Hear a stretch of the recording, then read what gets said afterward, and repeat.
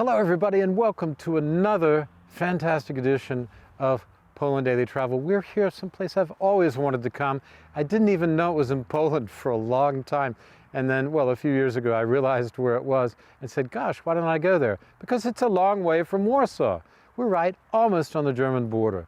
And we're near the town of Zagan, which has that beautiful monastery, historic landmark, and close to the Żary, which is a very interesting small town, and it's all right with some beautiful tenement houses and a medieval flavor to it.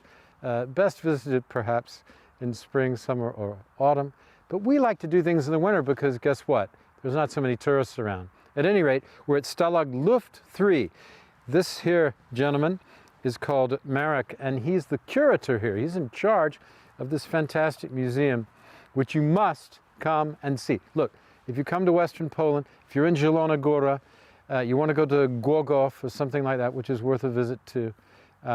You're over in Zielona Góra maybe in the autumn and you're drinking wine, make a trip here.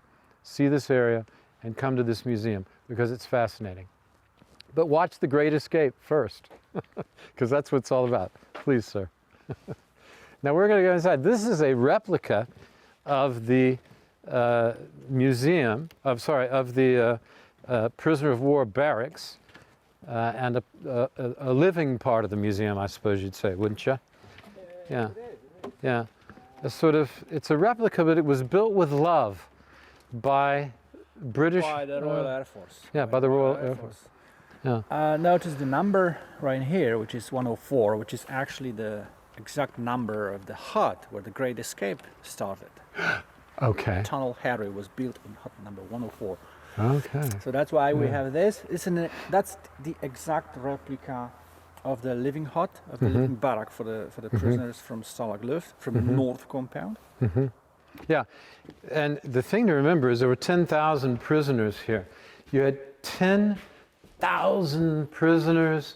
You had 2 kilometers long. Yeah, we have 5 compounds and 15 barracks like this in every compound. 15 barracks in every compound, 5 compounds. And 200 men in every barrack. And 200 men in every barrack. How about that? It's not that small, actually. Yeah. And this is a typical room, right? Yeah, here? We've recreated a typical room for the prisoners. Yeah. Exact size. And three double beds. Yeah. In fact, there were 8 people in a room like this. 8 people. So we missed one bed. Usually 8 would have been here probably. Here or just here. Yeah. In late 1944, actually, the camp was overcrowded, so there are more men in one room. Okay. Much more than 8, 12, 15 even. Where were all those prisoners coming from? Were they just moving them further east? Again, they were moved mostly from. They were shut down over Germany, over France. Oh, they were being shot down because there were so many bombing raids. Okay. Mostly because of the bombing raids. In 1944, there would have been. 44. The camp was built in 1942, actually. So. Okay. These are all replicas except the stove, because this is also original stove from the camp. So in the foundation, inside the foundation was the entrance of the as we said in the last episode, but here you can get an idea, if you remember the movie, The Great Escape, but in reality also, they moved aside the foundation under the stove and dug a hole down, and that's where the tunnel began. Incredible. They used to take the sand out in their trousers. Tons of sand. How many tons? I forgot. It's about 80 or 90 tons of yellow dirt. It took them a year to do this.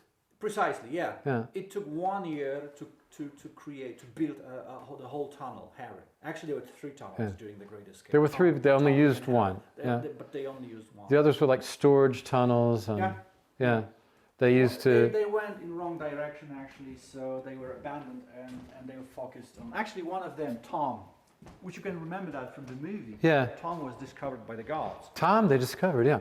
But the other thing was Harry didn't go as far as they thought. It was still... It was too short. It was a bit too short. Was it on the outside? I can't remember. Was it on just on the outside, but in a clear space, right?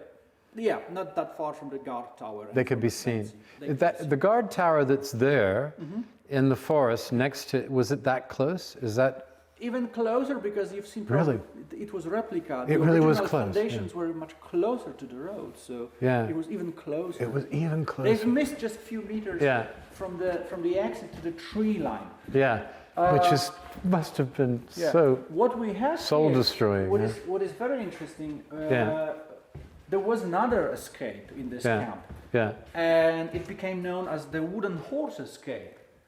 And which is important because it was the first and only fully successful. Do we want to go in there? Sure. Yeah. The wooden horse. And there's a movie as well, The Wooden Horse, a British movie. I've never seen it. I must watch it. Yeah. And 3 officers came up with an idea of the vaulting horse. Yeah. Which was in the middle of the sports field, and the tunnel was underneath. Yes. And it took 4 months to complete the tunnel, which was 2 meters and 40 meters long. Yeah. And all 3, which was Oliver Philpott, Eric Williams, and Richard Codner, they successfully escaped. That's these chaps here? These are actors from the movie. Oh, they're actors from the movie. However, this is Eric Williams, the one who escaped. He was an author of the script. Oh, I recognize this actor, actually. Yeah, these are 2 actors. Oh, this is actually a guy who was there. He was there. And he must have been very young, and the movie was 1960s, I guess. No, it was 1950. 1950. The premiere was 1950, so the movie was shot so he's still a young guy. 1949, so it was just a few years after the war. He's a young guy. We have to watch this film. The Wooden Horse, folks. The Wooden Horse, folks. Watch that. Okay. They didn't think just to... Oh, that's one of the actors. Yeah. They didn't think just to move this, the Germans? They moved this all the time because they were moving the sand inside. So every time they had to close the entrance, they moved. How did they do it? How are they closing it right in front of being watched? Let me show you a plan right here. So there's a small shaft, and there were wooden bed boards here to close the shaft before they moved the horse. And then they just threw sand in it? They emptied the bags with the sand, and next day... From their trousers, or how? The trousers. No, actually they were small bags inside the vaulting horse on the hooks. Oh my goodness. And they were constantly moving the horse back and forth with the people inside and with the sand inside. Yeah, they all, you know, a lot of pilots know a lot about engineering as well, so that probably helped. You're dealing with some pretty smart guys. Yeah. These guys were well-educated men. Yeah, they're smart guys. Yeah. How interesting. What else can we see here? Let me show you the. We're talking about the movie. Wait a second. This is the guard, yeah? That's the guard from the 8C camp. Yeah, but it's a guard, right? Sergeant Schultz. I know nothing. That's what he said. Okay, come on. The Hogan's Heroes, right? Yeah. He knows nothing. Yeah. The Great Escape. Okay, these are pictures from the movie. Again, it's a movie, but it's a good start to learn the whole story of the Great Escape. There's a lot of accuracy. There's a lot of accuracy, but of course it's a movie. It's a movie. It has to be put into dramatic fashion. You have to create characters. Okay, let's just see who we've got here. Can I show you? We've got Steve McQueen, James Garner. Again, Steve McQueen, of course, is the pilot who's always in the cooler. James Garner was responsible for scrounging the various things they needed in order to create the tunnel, to make to make civilian clothes from uniforms, etc.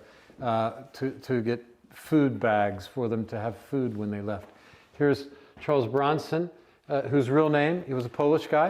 Denny Weliński was his name in the movie. Stanisław Król was actually the guy. Yeah, it was a real guy. The actual tunnel king was a Polish flyer as I portrayed. would say he was a mixture, composite of many Different people, but Right. The main one is that guy. Waliński, Yeah. Stanisław Król is, Yeah. is in this case very important. Okay, and he plays a Polish character anyway plays a Polish in the film.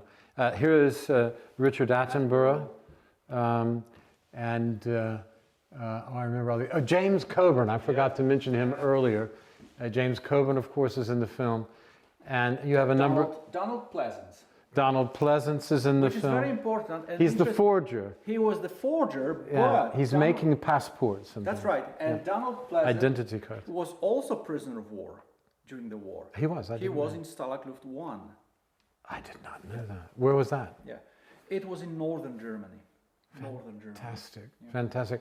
Okay, and then here's, there are lots of famous British character actors of the 60s in the film.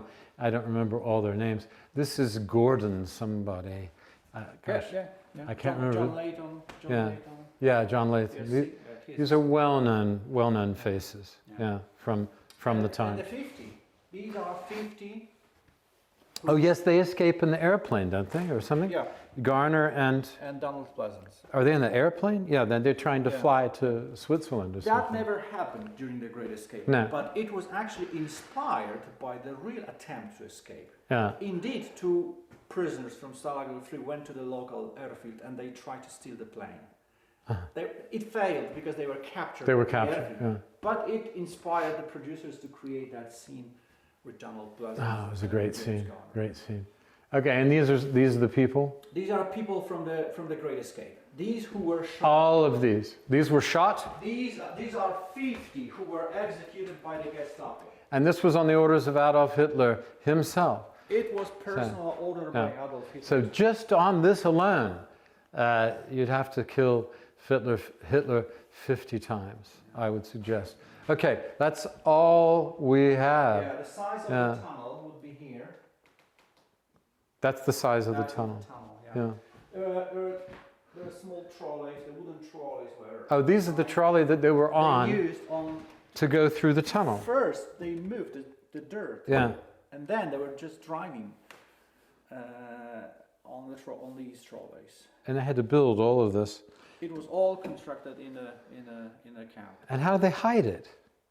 Well, Once you got the tunnel, you kept it there. they kept Yeah, it they in could the keep a tunnel. lot of stuff. And then they had the subsidiary tunnels, which they used to hide stuff. Okay, As the tunnel. what else should we see? Because we have to end the Yeah, episode. the tunnel was extremely deep and long, and there was no fresh air to breathe inside. So they built a ventilation pump inside. Mm-hmm.